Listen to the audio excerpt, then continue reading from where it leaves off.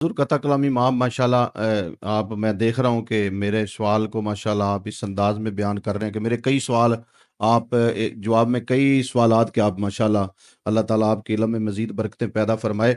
हुज़ूर ये अक्सर हमने देखा है कि लोग मोहल्ले की मस्जिद छोड़कर कहीं दूर जाके जुमा पढ़ने के लिए जैसे दाता साहब रहमतुल्लाह लोग चले जाते हैं या इसी तरह कहीं और बड़ी मस्जिद या किसी बुज़ुर्ग की निस्बत से हो।